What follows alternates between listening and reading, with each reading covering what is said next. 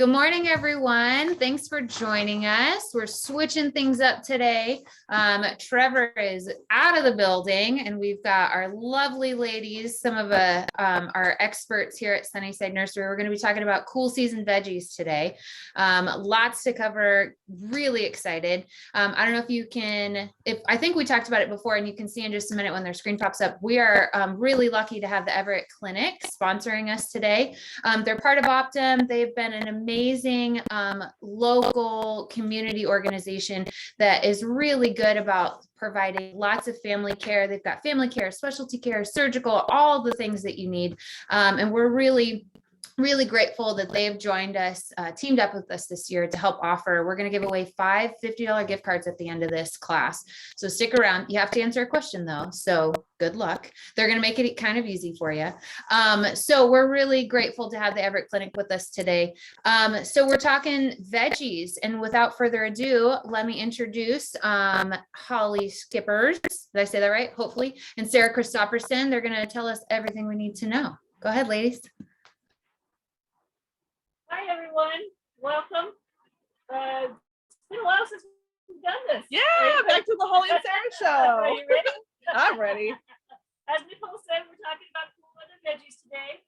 What is a cool weather veggie? It's a vegetable that performs best in a cool temperature. Will it grow in warmth? Of course it will, but it won't perform well. For an example, lettuce. Lettuce does not like the heat. It will become bitter. It will grow beautifully, but it will be bad taste. Veggies consist of annuals, perennials, and biennials. An annual being a plant that has a harvest Season, yes, a harvest season. I'm going to use lettuce as another example. We're not picking on lettuce. Lettuce is awesome, but they're a great example. It has a harvest time. So you want to plant more lettuce if you're a lettuce eater, a couple weeks apart, and then keep progressing depending on how much lettuce you like to eat. That way you'll be harvesting the first growth, and then you'll be 2 weeks out on the next. So you'll still have lettuce left. Something about annuals too is because these are cool season veggies, usually, well, for a lot of these things, for the leafy greens that you're growing, you're harvesting leaves and you can continual harvest. You don't have to harvest the whole plant at once like you're used to buying a whole head of lettuce in the store. You can take those big leaves off the outsides and leave the little ones to grow up for your next week's harvest. But they will then, as it warms up, days get longer, go to flower and stop focusing their energy on those yummy leaves. That just means they're done growing those so that's their annual one season life cycle. They're going to produce seeds in the same season. And then there's perennials. Perennials are plants that will give you a harvest and then they'll be done, but they continue year after year after year. An example, artichokes, asparagus, rhubarb.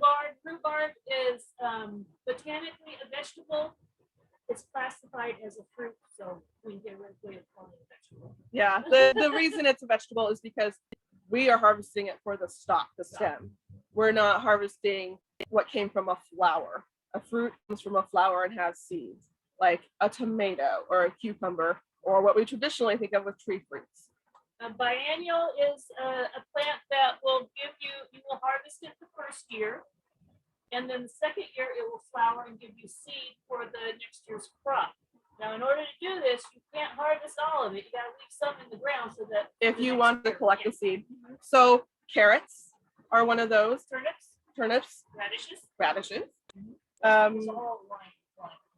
And we may bring these up as we're talking about things. Oh, this is another biennial. Swiss chard. You plant a Swiss chard plant now, you can be harvesting it through the fall, through a mild winter. But next season in the spring, it's going to go to flower. So and it will definitely not do well. It's really cold. As we found out when we tried to plant some in our roadside bed as pretty plants, they died back in our harsh winter this year. It's what I call turn to snot. So the next thing you want to decide is where to plant. Do you want to plant in the backyard, the front yard, the side yard, the deck, the patio? I plant in the driveway. And decide ground, container. I mean, it's gonna, wherever you decide you have the light is where you will be planting. So it will either be ground ground or container or raised bed. If you aren't sure, different areas, especially some people have just moved to new homes, new planting spaces, you might not know how many hours of sun a certain area gets. There are handy apps for your smartphones. The one that I use is simply called Sun Position. If you get the basic trial, you can set it, stand where you want to know what sort of light conditions there are, hold it up, and it'll show you hour after hour where the sun's position is. It's a really cool It app. is pretty cool. We were playing with it. Yeah. If you get the more advanced one, you can change the calendar, say, well, I want to know how much sun and where the sun position is in June or August. So that's been a really helpful tool. It's been fun playing with, yeah. Next, if you decide, okay, I'm gonna plant in the backyard, in the ground, I've got plenty of light in this space, then you're gonna want to amend your soil. I would recommend either compost or soil booster. I'll tell you some ingredients, but I won't go into depth in all of them. There are a lot of goodies. There's a reason why I'm going to talk about these specific ingredients. Compost has kelp, chicken manure, worm castings, bat guano, and alfalfa. Alfalfa is very important too. It adds nitrogen, and it has proteins that help break down organic matter. And this is talking about the EB stone planting compost. You, of course, can make compost in your own yard. You're going to have in it what you put in it. You can purchase even dump truck loads of compost from places. They're going to be able to tell you specifically what's in their compost. The EB stone planting compost has a lot of goodies in it. And soil building, that will have also the kelp, the chicken manure, the worm castings, the bat guano. It then has ground seabird feathers that will also add nitrogen and has proteins to help break down organic matter. One reason you might choose one over the other is if you have soil that you haven't amended, you think it's very clay, it's very sandy, maybe it doesn't drain well, maybe it drains too much, it's always dry. You need some organic matter in there. Yeah, so go for the compost. compost. Yeah. If you've been planting in it, you've been adding organic matter, but you've been also growing hungry plants in there, and you need to replenish some nutrients, maybe mix in some of that soil booster there. And again, if you have a clay area and you're adding compost, the first year isn't going to necessarily do it. But each year you're going to want to add more compost. It makes a good mulch as well. Like anything you put on top, it's going to be a decent weed barrier, burying some of those seeds that have blown in. Also, protecting plants from splashback if you've had powdery mildew in the area, it's going to help with that.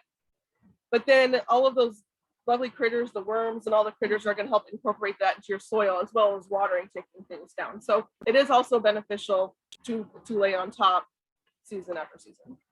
If you're going to go into a container situation, Ultimate has microbes. Microbes are very important. They are living things that help break down, again, I'm going to say it, organic matter. There's a little pattern going here.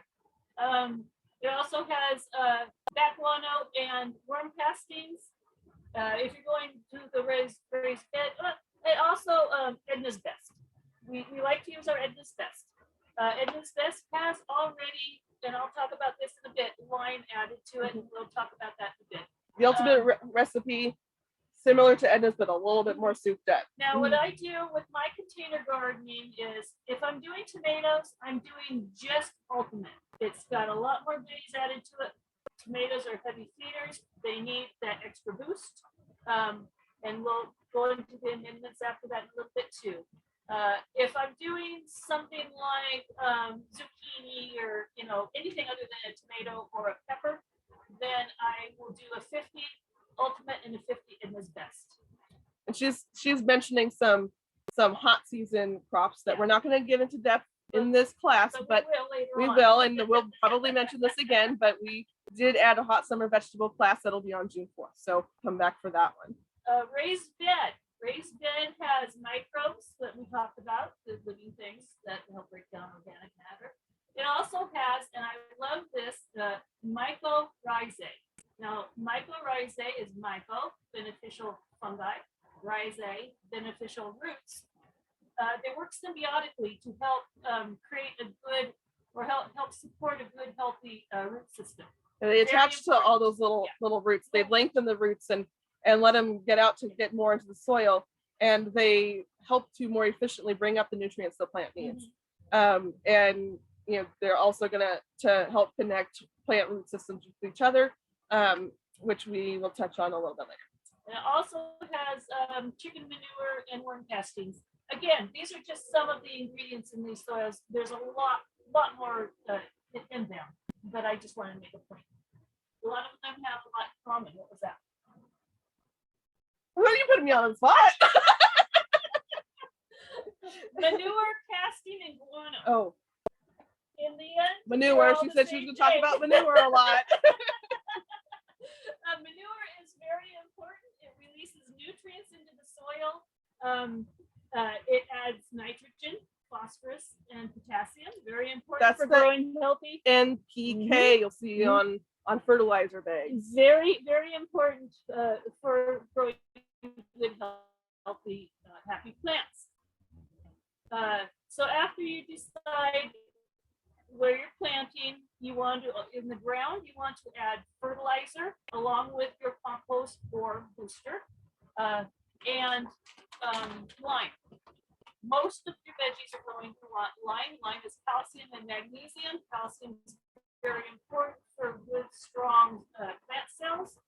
It helps prevent disease. It's not 100%. It's just going to make the plant strong and healthy, so it can fight some of the issues that plants get. Magnesium's for the chlorophyll. It will help the foliage be happy. It will prevent a lot of stunting growth.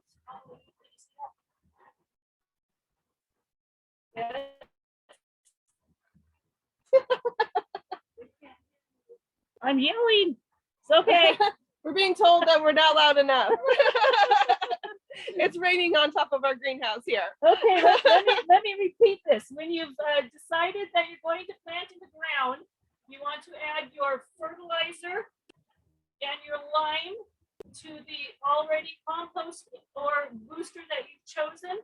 Lime is going to be your calcium and your magnesium. Calcium is for growing good, strong plant cells that will help your plant fight off disease.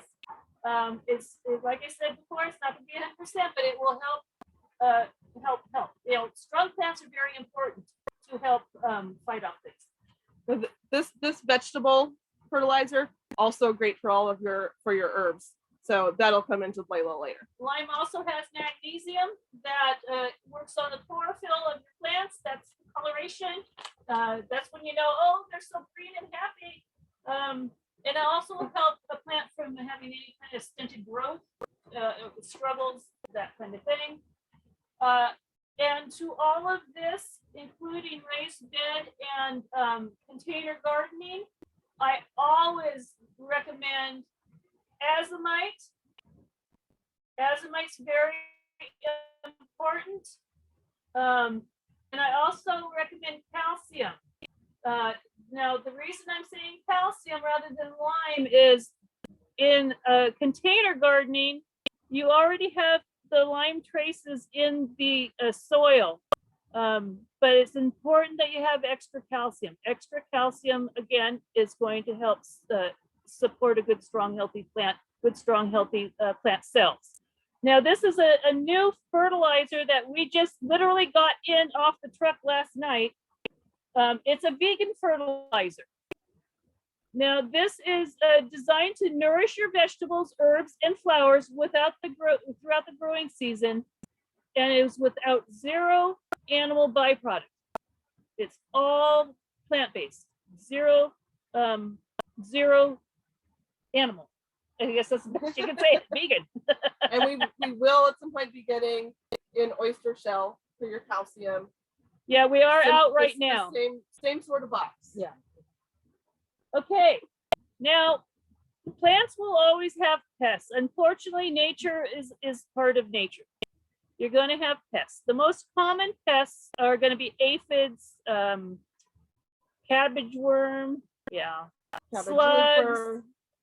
looper, we've got products. We've got neem, insecticidal soap, horticultural oil, BT for the wormy things, Sluggo for the slugs, all natural, good for organic gardening. You can also employ some things that I've been learning about, is something that people are very often interested in: companion planting. I've been reading this book because I had a feeling that a lot of companion planting was just people telling people like, these go well together, and I wanted to know why. So I sought out this book. It is Plant Partners, Science-Based Companion Planting Strategies for the Vegetable Garden by Jessica Walliser. She cites scientific studies. So I'll interject a little bit with some things that pertain to the veggies we're growing now. There's a lot of information in this book. There's a lot of things that talk about cover crops and things you can do before the season. I'm just going to kind of pop in some things that you can do during this planting season, just to make it fun and you can have some success with it. But I do recommend this book. It's taught me a lot about how to companion plant, the reasons for companion planting, and studies that have been shown to work. Some of the things I'm going to say are not directly from the studies, like if specifically lettuce was used, but the same pests are found on some of these other things, I'll include them. But talking about the little guys, like the aphids, whiteflies, things like that, they kind of find your plants by happenstance. And they multiply quickly once they find your plants. As Holly likes to mention, aphids are born pregnant. I'm glad I'm not an aphid. So you get one aphid on there and you soon have a whole colony.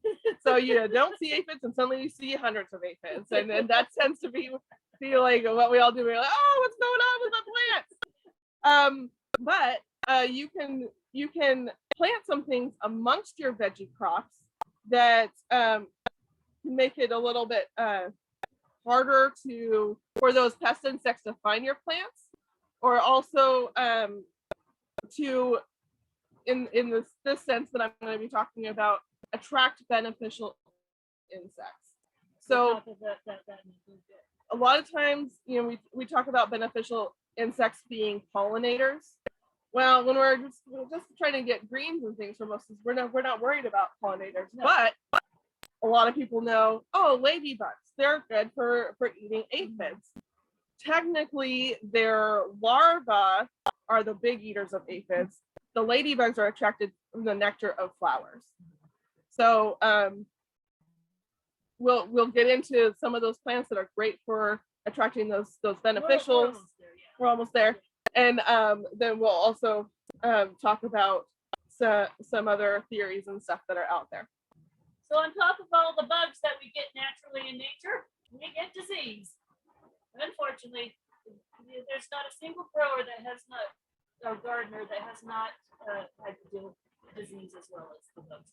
The most common in the Northwest would be mildew. And things that come with excess moisture. Septoria. Things like that.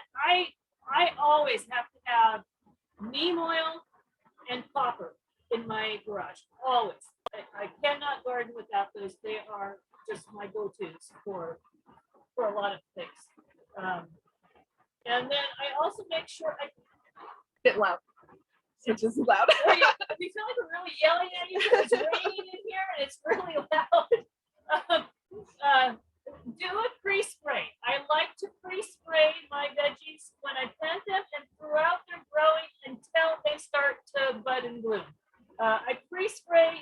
My pre-spray that I use, because I was raised by an old gardener, is copper. I like to pre-spray with copper. That's going to help prevent a lot of the mildew from happening, especially early on. It might still happen towards the end of your plant's life, but that's who cares. Yeah, you're not going to 100% keep things out of your garden. But you can prevent them from happening. Powdery mildew, coming on the wind. Yeah. It can harbor in your soil and splash up on plants. But if you got that pre-spray on there, then you're good. If it can't take off and take over your plant. Yeah, if it rains really heavy, pre-spray again. you know, wait until the Yeah. rain stops. When it's dry, when it can dry on your plant. But it makes a huge difference. And I want to remind you, I forgot to say with the Azomite earlier on. Did I forget? Oh wait, I'll just say it again in case I forgot. That enhances the flavors of your edibles. Very important. I started using it about 12 years ago. Oh, huge difference. It also helps your plant draw up and store nutrients. That's very important for your plants. Let me tell you, she's been recommending to people, to coworkers, And they come and back. she's gotten big hugs. Oh, and when they find out how much better their veggies taste. And the customers come back the next year and say, "Oh my God, we're right." So that was my little 2 cents on Azomite. Anyway, back to the seeds and starts. Seeds and starts. Okay. I mean, we're a little bit going to talk about the differences between getting starts, as we have, you know, an abundance of now in the nursery, 6-packs, 4-inch, little baby plants that are already germinated for you. These basically give you a 2 to 3 week head start rather than planting from seed. There are some things that are easy to start in the ground from seed, and things that grow a little faster. So I pulled in some of those to show you, that are things that if you want to save some money, you can get things like lettuce seed. Germinates pretty quickly, grows pretty quickly. If you really like one variety that you're not seeing in plants, or you wanted to save some money and get a lot of plants, seeds are a great way to go. Yeah. You can even find mixes and blends, so you don't have to just go with one variety. You can And still that's get a mix. really cool with lettuce when you can get a mix. You've got all kinds of different lettuces. You just chop, and you've got a nice mix for a salad. We get a lot of that in the packs too. We get Yeah. 6-packs where you get 6 of the same variety. I love my romaine, so I definitely get some 6-packs of that. I'll eat But any there are lettuce. good mixes too, that are not only like a whole blend of flavors, but they're really pretty when you have all these different colors grow and shapes growing next to each other. I also pulled in some radishes. Very fast to germinate, very fast to grow. You know, if you're beginning, you want to have some success to make yourself feel like a good gardener. Woo-hoo! Radishes. Plus, you can get some fun colors. Yeah. Why not have a purple We radish? got a really cool radish that we're going to show you. Why not have watermelon that's white, and when you cut it open, it's red in the center? Yeah. So cool. Beets. Another fairly easy one to start. The Touchstone Gold is a popular one because it's nice and sweet. And peas. So easy. Nice and big. I love when you do this. You want to get your kids into gardening? Oh, yeah. Easy for the little fingers. Yeah. Come up quickly. They can pick things off the plant. And that's the pea. That's purple peas. Those are fun for kids to grow. They can actually watch the seed sprout and grow, break through its shell and grow, and it's really cool to do. A fun little trick to do is to take a clear plastic cup Or zippy. wet paper towel in there. If you're using a cup, you put your paper towel in and poke the seeds in around the sides between the cup and the paper towel. A Ziploc bag, you just lay them on the paper towel, and you can watch them sprout and grow. And then when you've got a little sprout coming out, then they can plug it in the ground. Get your kids involved in veggie gardening. Start them early. Let them watch it sprout and then have them plant it. It's just so much Have a fun. hard time getting them to eat veggies. They grew it. They got to eat it. Oh, I have fond memories of being out in the garden. My parents always grew the shelling peas, the ones you take out of the shell. And we'd be out there popping those shells open and eating all the peas out of it, nice warm from the garden. And we thought it was a treat. We ate it long before it went into the kitchen. My peas don't get to the kitchen.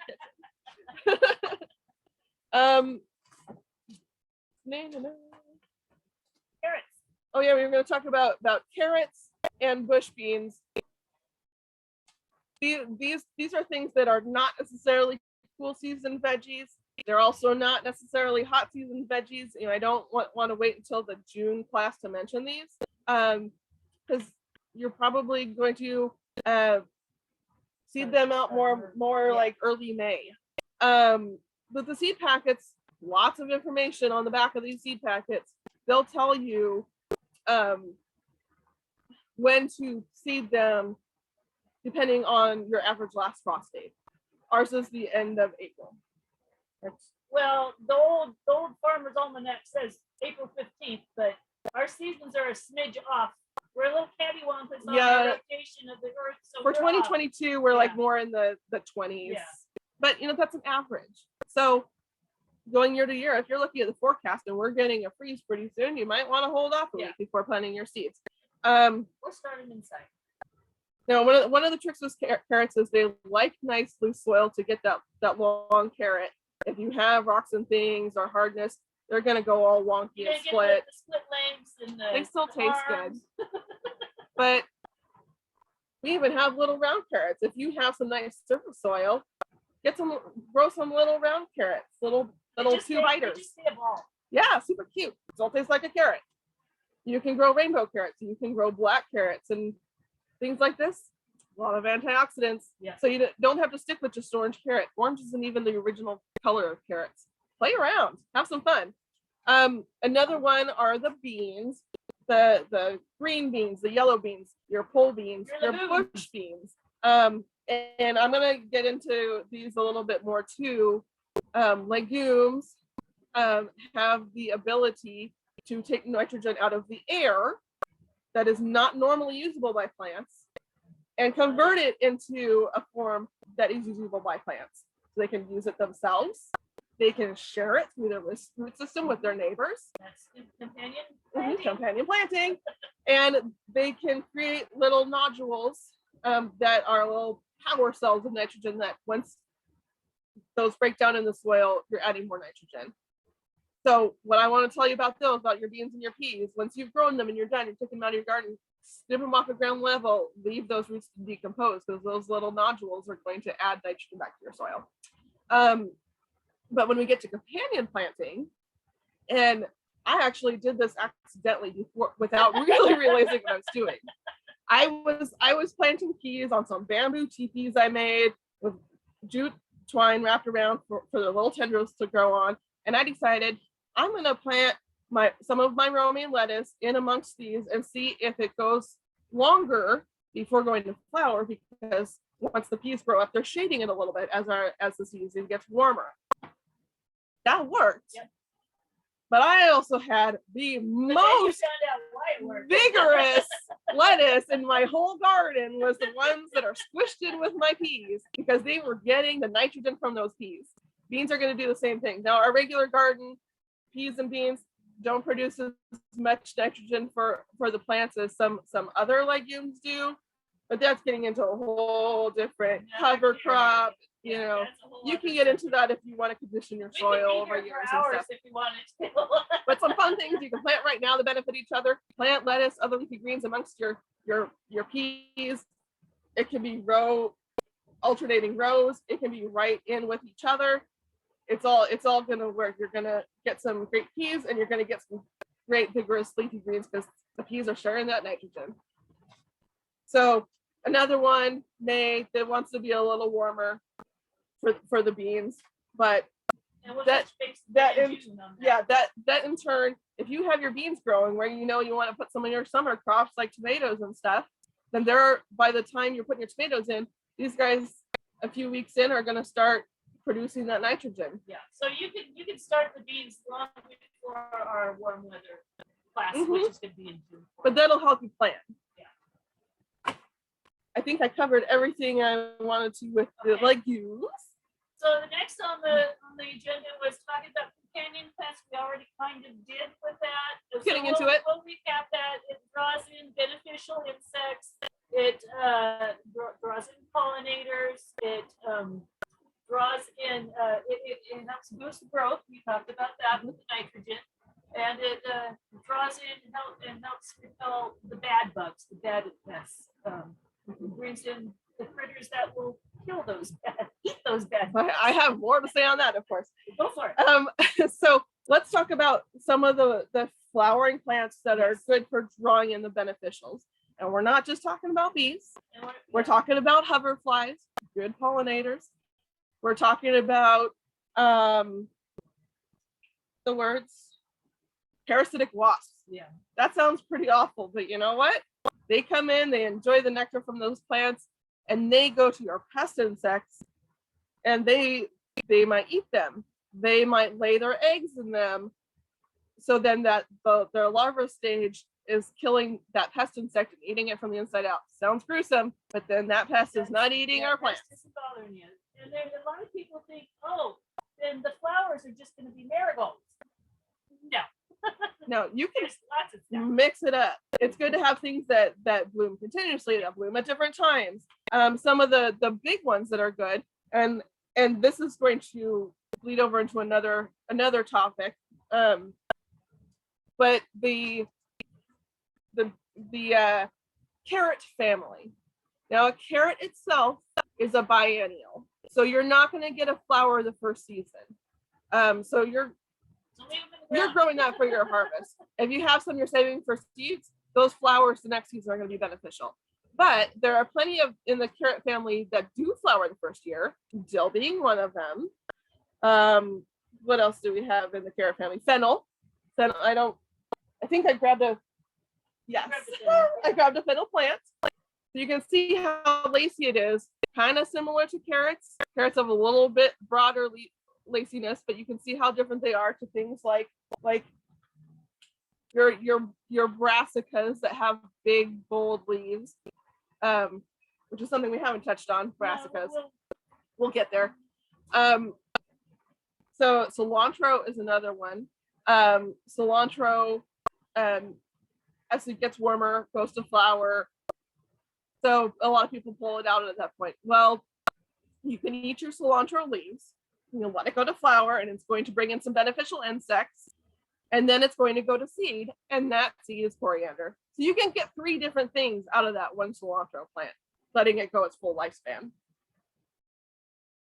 I also wanted to talk a little bit about the aster family, which is huge. So you can Google aster family and get a whole bunch of things. Calendula being a good early one. Also called pot marigold, and they're pretty and they bloom forever. You always have flowers. Some of them are that neon orange. That's not girly. Okay. Marigolds. Now, when you're trying to attract beneficial insects, you want a nice open middle. You want to see those little the petals that you see on the outside aren't the real flower. It's actually in the aster family. Got a whole bunch of little flowers in that middle, that yellow usually middle, and you want the insects to be able to see that and find it and get to that nectar and get to that pollen. So if you're companion planting, don't get the big baseball size double. It's going to be hard for the insects to get to what they want and stick around. But I love these little signet marigolds. They're tiny little flowers. I think the plants smell good, whereas I don't like the smell of most marigold plants. Oh, I think they're so yummy. I think it's because my allergies. We can do French marigolds, but the ones that are a little bit more open, great ones. And there's more benefits to marigolds as well, but attracting the beneficial insects and pollinators is a great one. We also grabbed some poppy seeds. The poppy seeds are prolific. You get a lot of poppies. Well, those seed themselves everywhere. Once you get them started, you have them. You can watch them travel. But as an example, I pulled in this guy. I honestly don't even know how to say its name.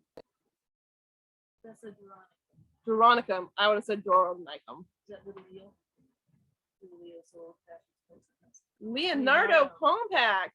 Anywho, you can see those big petals that help attract the pollinators. Say, come here, we've got something good for you. But this inside part is the actual flowers. There's rings of little flowers in there that are going to give them the nectar. And being able to see that center in there is going to draw in the insects that we want. Another group, herbs. There are a lot of herbs that flower, and a lot of the herbs are in the mint family. You've also got salvias that are in the mint family, and people love to grow them. You get some color in your garden, make your veggie patch beautiful. But the got mint family, which includes oregano, sage, all sorts of stuff. There's no reason you have to have all of your herbs in one area. It can be convenient if you have it right next to your kitchen door. Kitchen garden, where it's just all around the mudroom that's off. Yeah. But if you incorporate them in your veggie garden, they're not only going to benefit you, they're going to benefit your veggie. I grow plants. all my herbs are throughout all my veggie plants. Yeah. So not only are they going to bring in those beneficial insects when they bloom, but they're also going to do what I was also going to touch on, which is masking host plants for those pests. We already sort of touched on the caterpillars, the cabbage loopers. So that's a brown moth that's out at night and lays eggs on your, well, mostly your brassicas. Or ferns. I had a bad experience with the fern. Boston ferns. And loopers. That threw a loop. I didn't think. Oh, looper. I didn't know they were gonna want to. So anyway, cabbage worm, which is the imported, not native here, little white butterflies that you see flitting around. Really cute white butterfly with a couple little black dots. That's mostly what we deal with here. If you're in here, you'll see us quite often doing it. After that, it doesn't work. It never works. We're not crazy. We're just trying to get those. Well. Well. But your brassica plants, which we're gonna touch on that and talk about what our brassica plants, a lot of your spring crops are. That's what these cabbage loopers and white cabbage butterflies, I believe they're actually butterflies, and they're out during the day. They lay their eggs on these plants, and then their little caterpillars, their larvae, eat the heck out of them. Oh, just in a blink, and they grow so yeah. fast. Yeah. And they have great camouflage. They blend right in with your plants. They'll line right up with a vein of a leaf, so you don't even see them. So sometimes they are the same colors. Yeah, you usually see the damage and then go hunting for the culprit. And we often just take our little snips and snip them in half. It's a little gruesome. Toss them on the ground, stomp on them, whatever you need to do. Or if we have chickens, we feed them to them, but we don't have chickens here. No, I have some at home though. Yeah. Ben, we need some chickens. I don't know if we want them eating over all of our veggie plants though. There are sprays. There are things that will kill these caterpillars when they munch on the leaf that's been treated. BT's a really good one for that. That's Bacillus thuringiensis. That's close. I'm still getting my mouth wrapped around these words. She's the expert who's been doing this for 30 plus years. Oh, you just aged me. I am such a newbie in comparison, but it's fun. I love learning. So that's a bacteria that gets in their gut and affects them, so they can't eat and they die. Another good one is Captain Jack's dead bug brew. This is another bacteria that affects those caterpillars and those chewers. It's not going to affect us when we eat that leaf. It's not going to affect your dog if you chews on your garden leaf, but it is going to affect those caterpillars that are demolishing your crops. So those are some organic ways you can spray and take care of them. But you can also do the companion planting to try to keep as many of those out of your garden in the first place as you can. It makes that huge difference. Yeah. Companion. It's not 100%. No, Nothing's but 100%. Everything is improving the success of your garden. But if you do nothing and you put all of your broccoli plants in one big block, that's easy for these pests to find. And once they find it, they will demolish it. Okay, so this is a theory. They're still working on studies, working on it, but there's a theory from scientific observations called the inappropriate landing theory. So with these moths and butterflies that are looking for a place to lay their eggs, they tend to land on plants several times. Could be 5, could be 6, depends on the critter.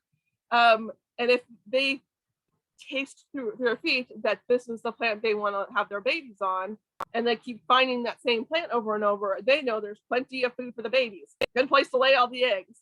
If they land on a cabbage plant and then they land on a thyme, and then maybe they land on another cabbage plant, but then they land on some chamomile. They're going to go, oh, this is their body. Their body's going to tell them there's not enough here to make sure my babies mature into more butterflies or moths. And they're going to keep looking. Their body's not going to be triggered into egg laying. So that's where the companion planting comes in with your brassicas to deter some of that egg laying behavior. So a lot of those things that I mean, it can be anything. If it's a different plant, if it's not a related plant, it's going to give that benefit in theory. And a lot of I can't say this is not proven. They're still studying. But a lot of things lead back to companion planting is very important. And so there again, a lot of your herbs are very different from a lot of your crop plants that we're growing in the cool season. Your lettuces, your brassicas, I'm saying that word again. So when those critters are landing on those, they're like, this is not where I want to lay my eggs for my babies. They can't eat this. And another little one I'll just throw in there where, you know, brassicas again, but also your onion family, onions, garlic, leeks. There are, did I write them down? I'm looking at my cheat sheets. There we go. Onion root maggot fly. Oh yeah. Cabbage root fly. Yeah. Those things that are working under the ground. You pull up your onion. There's no roots. It's been chewed on. Yeah. Your broccoli plant is failing. Why? The roots are eaten. Yeah. The roots are eaten and it's not getting any nutrition and then it can't grow. It has been shown that when you are planting marigolds specifically in with those plants, it's going to deter that egg laying activity of those guys. Not 100%, but you're probably not going to have it through your whole onion crop. We call marigolds our sacrificial plants. Yeah. And they have been known to attract aphids. Sounds bad. I'd rather be on the marigold than on the veggie. That's what makes it a sacrificial plant. Those aphids are munching away on the aphids, not on what you want to eat. So that's called trapping. I'm not going to go way into it. Get that book if you want to read more. It's awesome. Let's talk brassica. What's a brassica? We've been talking brassica through the whole thing. Brassica is the Latin name for cabbage. Gee, surprise. The whole cabbage mustard family.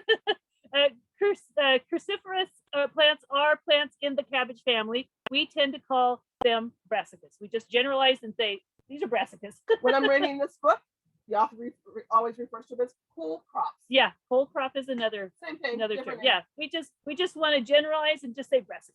So that's what we say. So brassica examples. Yeah, arugula, bok choy. Now it's either going to be bok choy or pak choy. They're the same thing. It just depends on what region of China that you're in. Broccoli, Brussels sprouts, cabbage, of course, cauliflower, collard greens, kale, kohlrabi, and mustard. Those are to say a few. Those are basically the ones I knew. What I was surprised by in my research, again, I am really learning. I am still reasonably new at this. Some of these things that are root crops, I didn't realize were brassicas. Radish, yep. rutabaga, Yep. turnip. I had no idea those were brassicas. Yep. But it makes sense, and the same pests like them. Yep. There we go. All right. Some of the things that are not brassicas, and honestly, this season, a lot of our leafy stuff, it's mostly brassicas. But lettuce is not. It likes its own conditions. It has its own pests. Spinach is not a brassica. Beets. I thought that radishes and beets were related. They're not. Beets are separate. So is Swiss chard. Swiss chard actually related to beets. And what I have recently learned is both of those are biennial. So if you're growing beets to eat the beet greens, and remember what biennial is. First season, they're growing, building up their energy. In the case of beets, they're putting a lot of their energy into that root. In the second season, after they go through a winter, they are growing their flower and creating their seed to reproduce. Just whispered it. Just So beets and Swiss chard, if you're harvesting for the greens, you can get a long season out of those because they're not going to flower this season. Right. Okay. All right. I think I'm done with all Do we that. want to talk plants? Who doesn't? We're probably not going to talk about every single one because that will take us forever. Yeah, but here's a not brassica. This is a artichoke. This is a perennial. This one is green globe. Green globe grows a beautiful big choke. Those are called chokes. The what you eat is called a choke.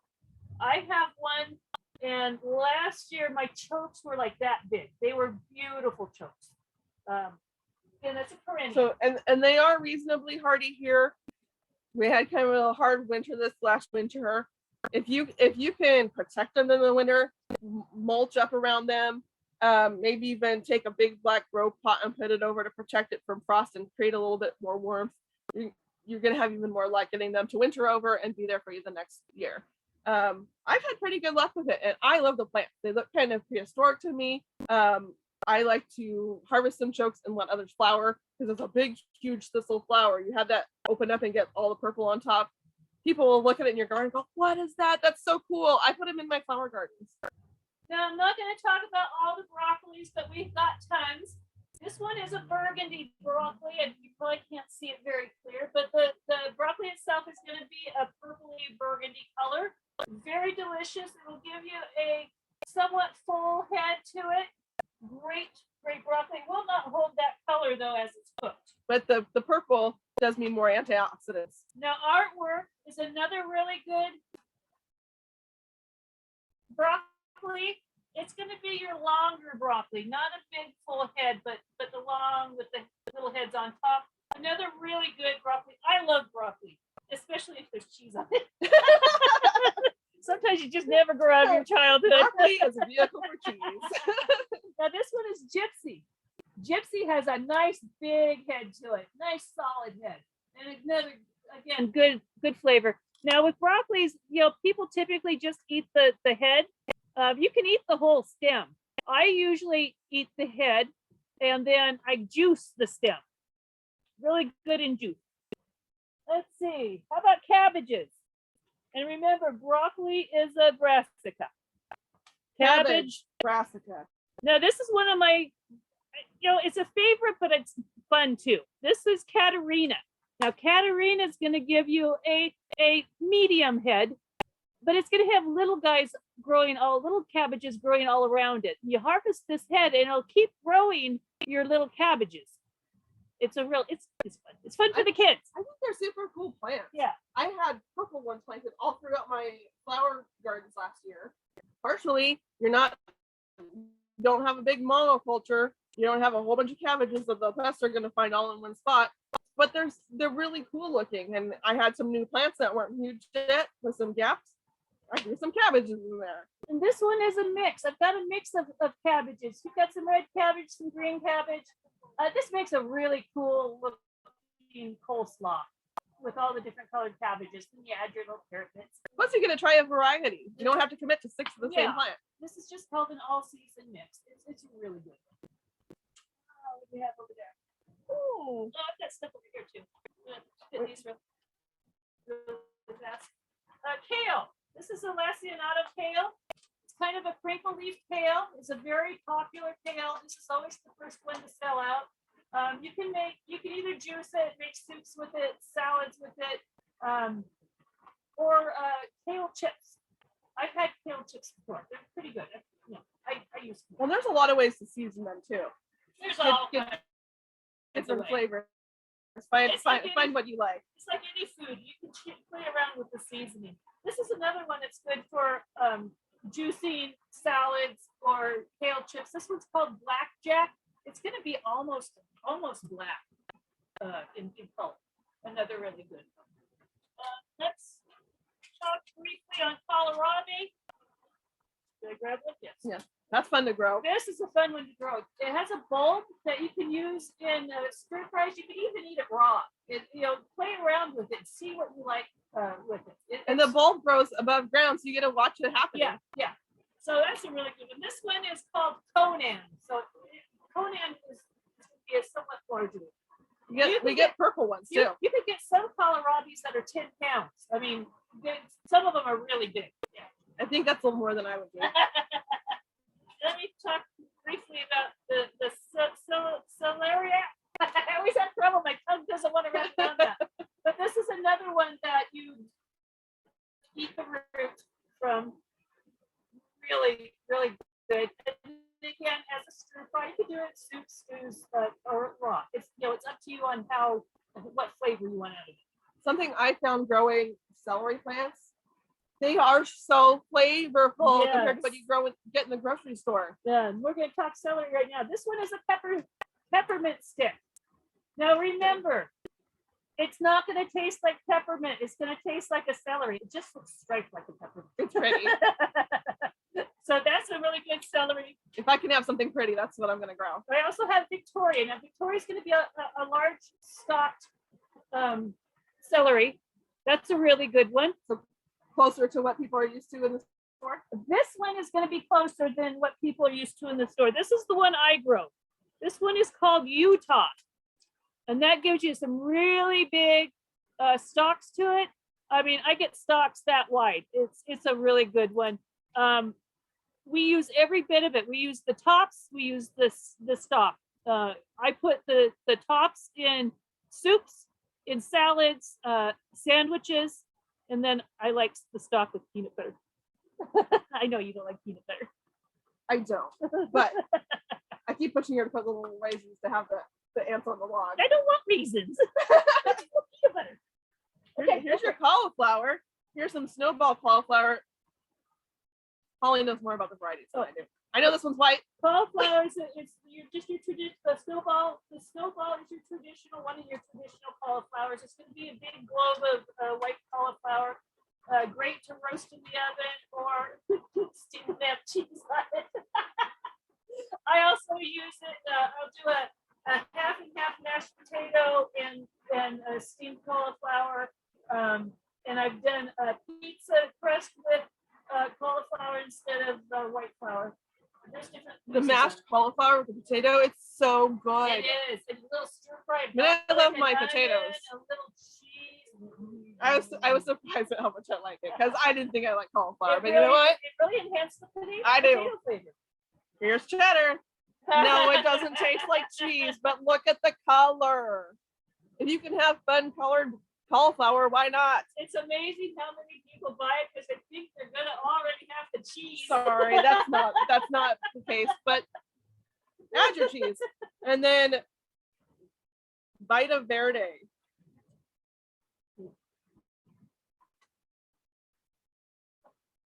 The structure on that one is pretty fun. Nice and green. What else do we have?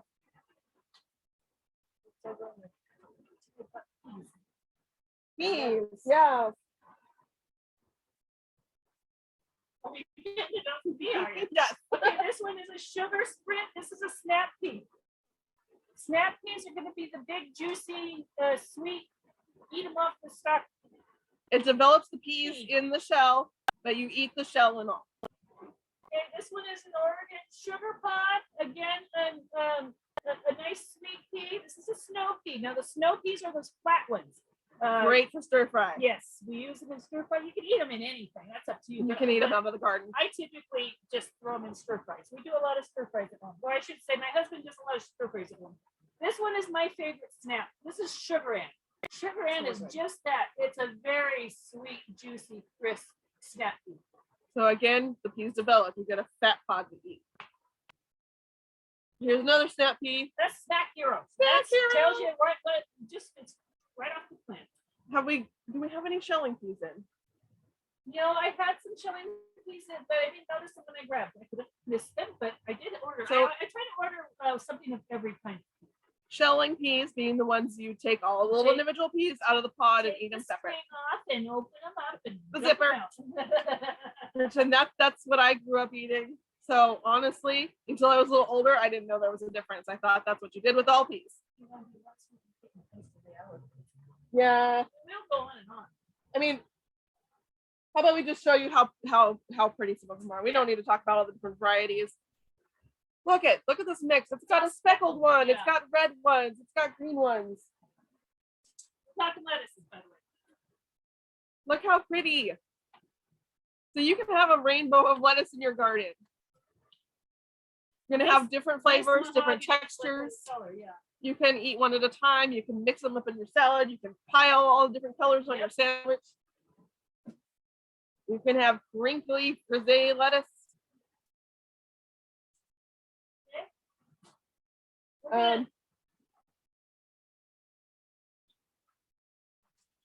Mustard mix.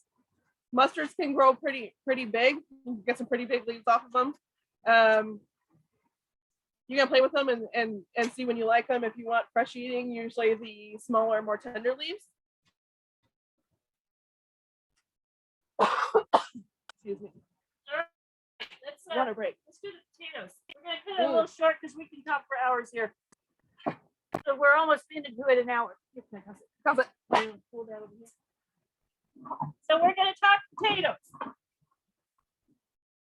Now, one thing that I recently learned about potatoes is that they don't want all the nitrogen in the world like leafy greens. Nitrogen grows green leafy growth. If we're growing lettuce, we're growing cabbage, we're growing a ton of leaf. They use a lot of nitrogen. Potatoes do need nitrogen. They need that nice leafy growth on top to be able to grow their potatoes on their roots. So it is a necessary element to your fertilizer. So We get a lot of questions on how to plant potatoes, and we talk about eyes, and we talk about cutting them and letting them scab over before planting them. So we wanted to show you that. okay, so I like to have 2 to 3 eyes per piece. A lot of people go with one. I want to make sure at least one of those is going to sprout. So here I've got some eyes. Get it up to the camera. Here's some eyes. Feel those little dimples. Those are eyes. And I've This one got has some little over purple here. sprouts coming out. So I'm going to cut between those. So my pieces will have at least 2 eyes. If you put that whole thing in the ground, you would have, probably 15, 20 sprouts coming up, and that's going to be pretty crowded. If you cut it up and have just a few eyes per piece, they're going to have more room to do their thing. So here, I'll have you go ahead and cut one of the purple ones. We figured the purple, it's a little bit easier to demonstrate what scabbed over looks like. Yeah, because it blends in with the lighter color. Holly cut these guys in half yesterday, and you can see this is a lot drier. See how purple that is? Now put that next to it. See how it's white? That's the starches coming up and scabbing that over. You want to scab over your potatoes. Do it overnight. That's what I do. This is dry to the touch. She cut these yesterday. They sat out overnight to scab over and dry up. Now the reason you want to scab them over is if you just stick them in like that and you water your soil when you're done, it's going to absorb all that moisture and you're just going to have rotten seed potatoes. You want to put a shield on it. That's that scabbing. So we're going to pot up a container. I do all mine in containers. I've been doing this since my daughter was a little girl. She's 34 now. I'm going to start doing it with my grandchildren. Get the box closer. So you can mix your potatoes. So this is Magic Maui. Again, it's a purple one, nicely scabbed over. You want to put the eyes up. So you can find in research and stuff that the potatoes have a different number of days to maturity. It's usually pretty close, 90 days, 100 days, 110 days. Now you want to make sure you're leaving room for them to produce. I've got about 8 inches of soil in this bin. So I've got some of the Magic Mollies in. Now I'm going to put in Chieftain. Chieftain is a red potato. So she's leaving several inches between each piece. And again, you've got the depth below for the potatoes to grow. And then we're going to have some more added in just a moment to the top. So once we fill this, it's probably going to have 8 to 10 inches of soil on top. Yeah. Well, what we're going to do right now is add soil. And then when that sprouts, then you add more soil. And as the sprouts grow, you add more and more and more, and potatoes grow and grow and grow. Easy peasy. Fertilizer. I forgot the fertilizer. So sit on it. Before you do all that, now you can, if you forget, just add it to it. This Sprinkle organic in- stuff is dusty. So sprinkle in your fertilizer.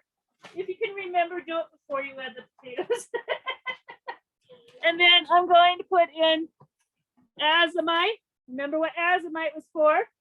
That's to enhance the flavor, and it helps them store nutrients.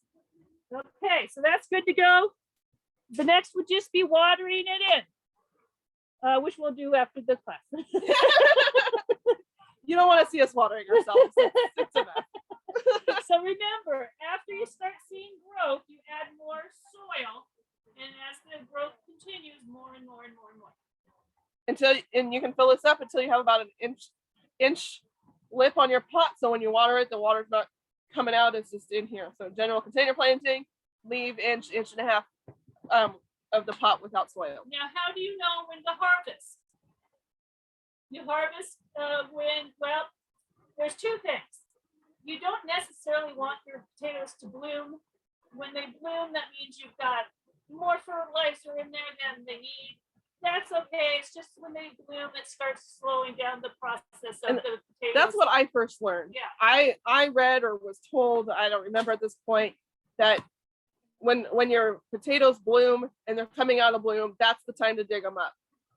It's The best. first time I grew potatoes, I didn't have any flowers. Yeah, I'm like, well, what are they done? I don't know. That's the preferred, is no flowers. That means you're not over fertilizing. It means it's concentrating on growing those potatoes.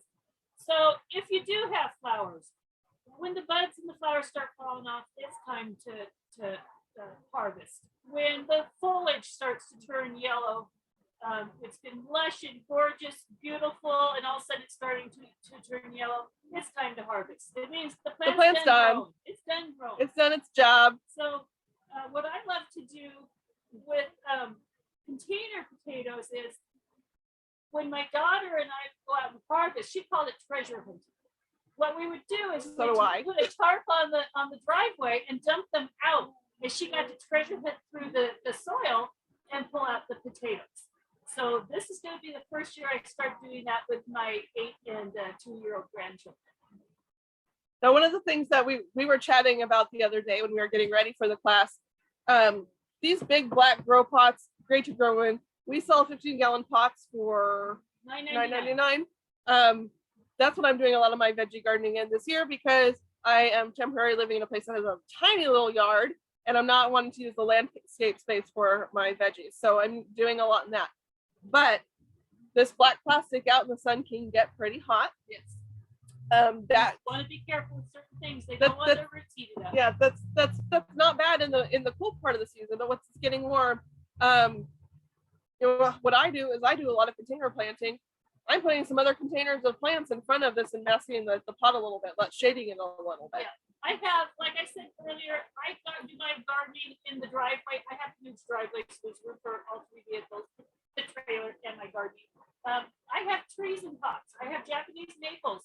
I have magnolias, and I scoop things around when I need to cool off a container. I scoop them around. Like having a modular garden. Yeah, and it works.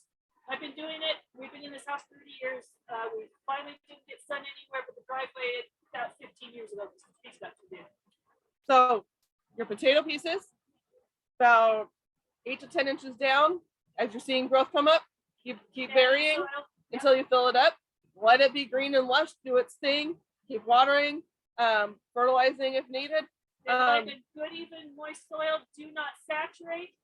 You can tell if you are underwatering. If you grab a wad and it crumbles in your hand, that's underwatering. If you grab a wad of soil and it stays a ball, that's good moist soil. If you grab a wad of soil and it drips out of your hand, you're overwatering. You do not want to overwater.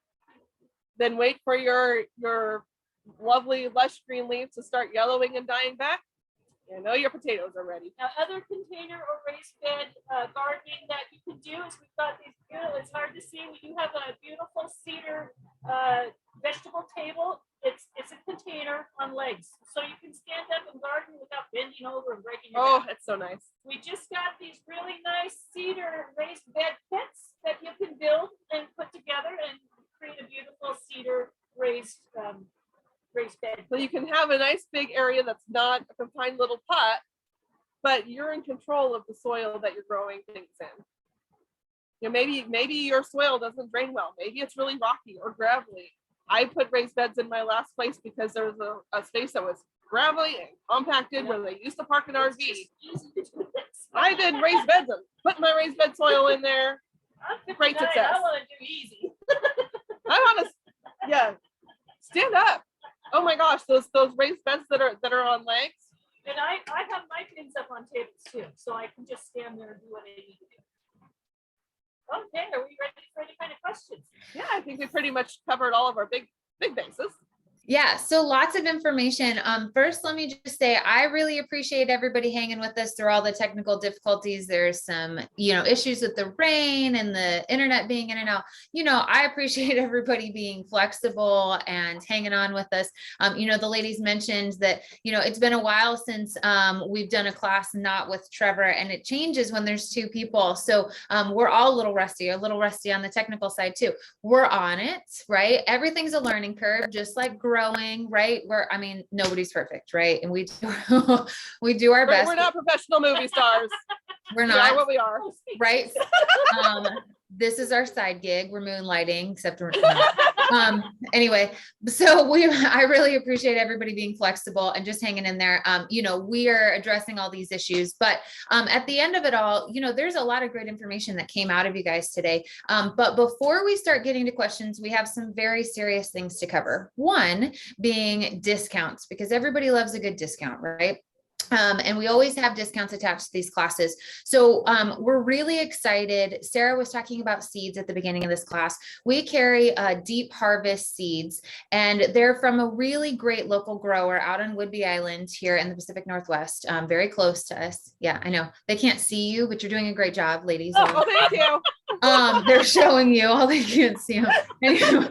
Anyway, super quality, 100% organic, non-GMO seeds. We're going to offer those at $1 off. Basically, all these discounts start today and go through next Friday, which is what, the 25th already. Oh my gosh. We're also doing 20% off all our veggie starts. 20% off the organic, Evie Stone's organic tomato and vegetable fertilizer. That's what they put inside of that, which is super helpful for all your growing too. And then we're doing, you can kind of see the soil bags behind them while they were talking. We're also going to help you with the soil. We usually have a quantity discount on some of our soils, but we're doing buy 3, get the 4th one free on our soil booster, which is a great planting mix, as well as our raised bed mix. Can you tell us the difference real quick, Holly? What's the difference between the raised bed and the soil booster? Why they would want one versus the other? The raised bed has a lot more in it. It's going to be a hotter mixed soil. So that's something you would mix with another soil. You would not plant directly in a booster. You started out saying raised bed. Oh, sorry. Raised bed, you fill your raised bed, and you have plants in it. Soil booster is not meant to be used as the only soil for planting. It's to amend your existing soil. Thank you. Good clarification, Sarah. That's why you're there, to keep her on task. I'm just kidding.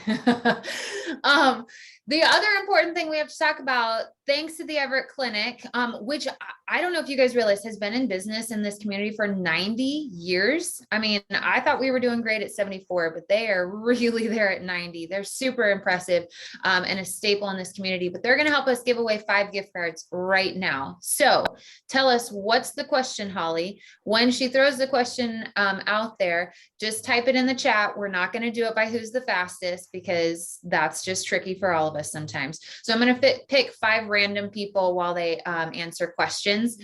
So she's going to give you the question right now. Throw the answer in the chat. Ready, go. How do you know when it's time to harvest your potatoes? There it is. How do you know when it's time to harvest your potatoes? They mentioned it towards the end there. So let us know, and I'll pick 5 random winners. While they're throwing their answers in the chats, can you, Sarah, tell us that book you were talking about again? The book that you mentioned in the beginning. Can you tell us the title and who that author was again? Yeah. Hang on, I kicked it out of the way. She's mean to books. I use and abuse the books.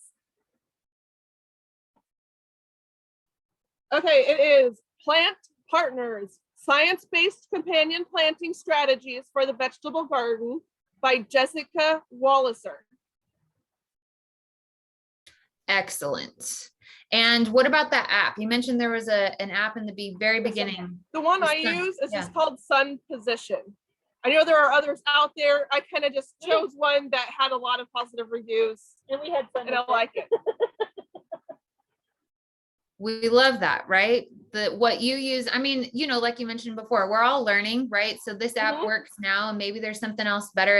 It's good to have other people kind of weigh in, but it's good that you use it and that you seem to like it. So I'm going to take that too. I'll try it. So we were talking about potatoes. So people were talking about, you know, you planted one layer of potatoes. Can we keep layering on top of that? And if so, when and how do we go about doing that? So we can just get a whole bunch of potatoes in one spot. You don't want to do too deep, too much layering with the potato, but as you layer the soil, as it grows, the potatoes will continue growing up. So when can you add another layer?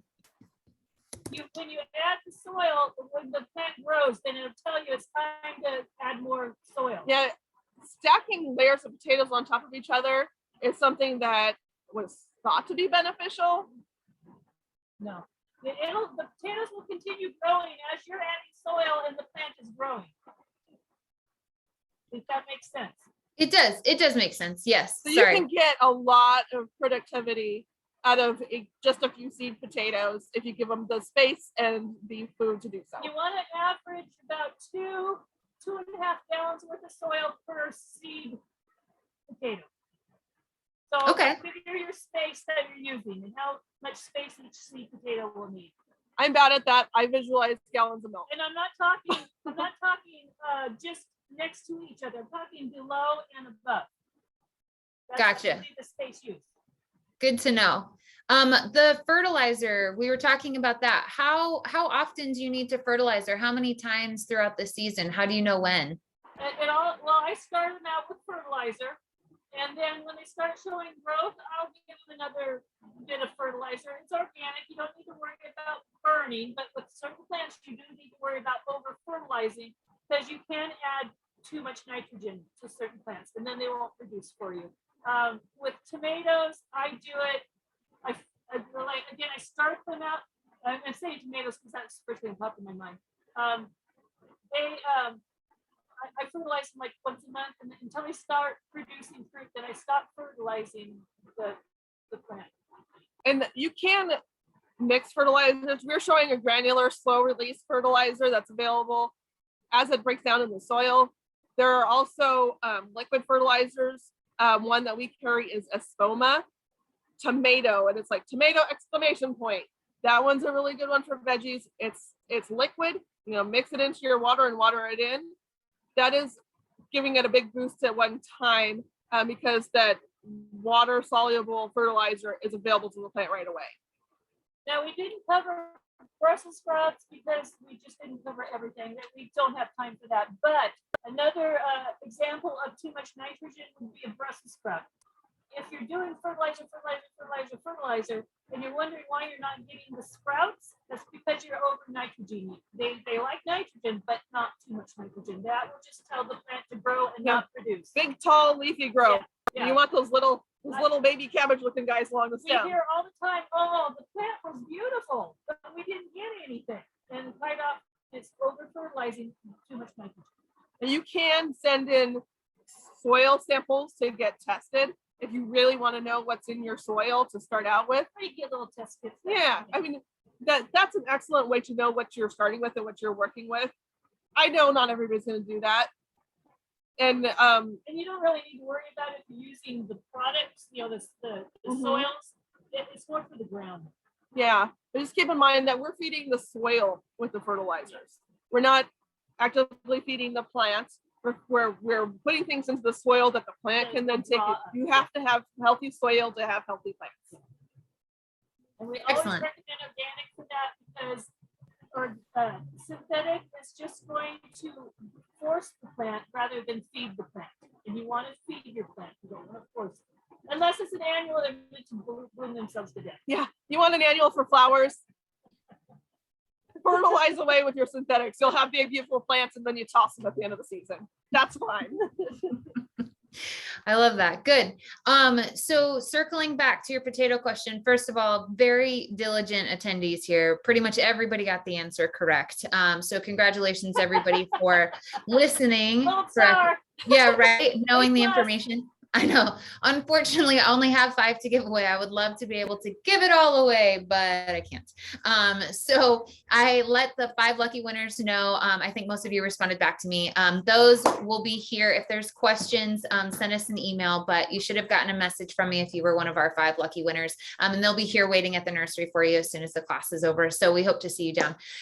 In other notes, though, we've got some questions here that I need your help with. Somebody's asking about, can you use fresh chicken manure on your sorry, veggie? you had to get closer to make noise. What was that again? I love that. It looks like you're listening really hard, getting close. We are. It's raining again. Can you use fresh chicken manure on your No. vegetable gardens? Fresh chicken manure, fresh manure in general is too hot. You will burn your plants. It needs to be seasoned at least a year. If you want to home compost, which is great, Yep. a whole different topic, but there's plenty of information out there. I put my chicken manure along with the straw that they've been pooping in and along with the soil they've been kicking up. I put all of that into my compost. That dry straw is adding carbon to mingle with all of that hot nitrogen and all the goodies to break down in your And I compost. would have 3 sections, 3 piles. The pile that's been rotating in turn, you start with your fresh, eventually that breaks down, it'll be in the middle, then you rotate, so you have the Forking it and turning it Yeah. over. And that, again, another huge topic. that way you'll have a compost all ready to go, one still brewing and one brand new. But your chicken manure that's fresh, put it in your Yeah, compost it's bins. a It's great- amazing. It's a great fertilizer. Once it breaks down and ages. And remember, manure is important to the growth of healthy plants, so we just need to have aged manure. Gotcha. Good to know. Those big, I don't know what, 15-gallon, whatever the big container was that you were planting the potatoes in. 15-gallon. There it is. Oh, see, I learned something. Can you also plant Brussels sprouts in there or other kinds of veggies too? Brussels sprouts do best in the ground. Years and years and years ago, I tried to do them in containers, and I was stubborn and determined to make it work. They need to be in the ground. They're not happy in the container. They need to be in the ground. I did mine in a raised bed, but again, that's kind of a much bigger open space than just a pot. I had a 50 by 50 square foot garden in the back. I grew beautiful Brussels sprouts after that. I'd be out in the snow sawing them off. Love it. So we mentioned that like right now we're talking about cool season veggies. And in the beginning, you kind of talked about, we are going to have a warm season veggie class at the beginning of June. But yeah, which is around the right time that you want to start doing some of those things. But when you started some seeds a little bit earlier than that, like when do you start thinking about the next season of veggies before we maybe get all back together? I typically start bringing things in the very last week of April, depending on the weather, the very beginning of May. What we're looking for most of the warm weather is the nighttime temperatures being about 50. If we're having nighttime temperatures under 50 and you want to take your plants home and get them started early, keep in mind you're going to have to add some protection. Yeah. We have better reds, plastic sleeves that you can put over them at night and keep them toasty. But you're going to have to do a little extra work to get them through the colder nights. And I do bring them in, a week or so before I recommend putting them out, because a lot of people have greenhouses. So they want to get their head start, and I understand that. But we have to keep them in here in the heat. And there's a whole other area when it comes to if you have greenhouse or your seed starting inside with grow lights. You can start your seedlings much earlier if you're starting from seed. Yeah. And there are going to be recommendations on your seed packets of how early to start them before a last frost date. Then again, we also talked about the carrots and the beans that you can be seeding in late April, early May, that in between time crop. Excellent. I think we got most of the questions. I know there's always things that pop up. I feel like we've gone quite a bit over time, more than we usually do, which is always great because we're having fun and we're talking about a lot of stuff. But we appreciate you hanging on for so long. But if you do have questions that we didn't get to, I mean, it was a good time. I'm hanging on. If you didn't get your question answered or things pop up later, as always, we're here all the time. 7 days a week, we're open. We're here by email, sunnyside@msn.com, or you can give us a phone call. You can find that on Google or on our website. You know, and more importantly, we'd love to chat with you in person. It's nice. The weather's starting to get nicer. Come down, give us a hello and talk about what's going on in your garden. Talk to our experts about some of the varieties, maybe how you eat your veggies, what you kind of want out of your garden. All the added extras that you need, maybe some pests that you've got going on, bring pictures, email us some pictures, whatever your things are.